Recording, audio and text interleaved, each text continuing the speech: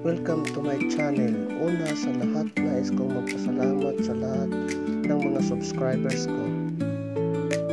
Para sa video nito ay share ko sa inyo kung paano gumawa ng masarap na sinigang na manok. Para mas masarap ang inyong sinigang, gawin nyo lang ang step dito.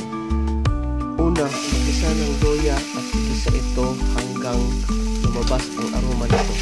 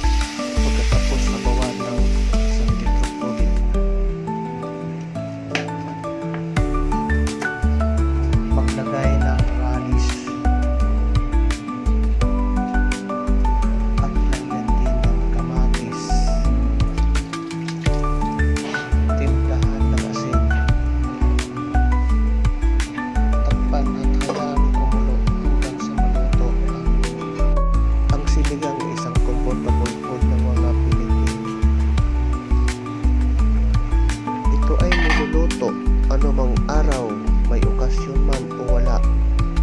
Ang sabaw nito ay maasim at medyo sticky dahil sa gabi at sinigang sa sampalok mix.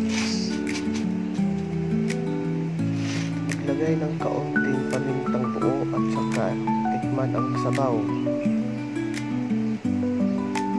Mag-adjust ng timpla kung kinakailangan. Saka ilagay ang okra dahil matagal ito maluto. Kung malapit ng maluto ang okra, saka ilagay ang kangkong at haluin kaagad. Maglagay din ako ng siling taba. Pagkatapos ay lagyan ng sinigang sa sampalok na may gabi.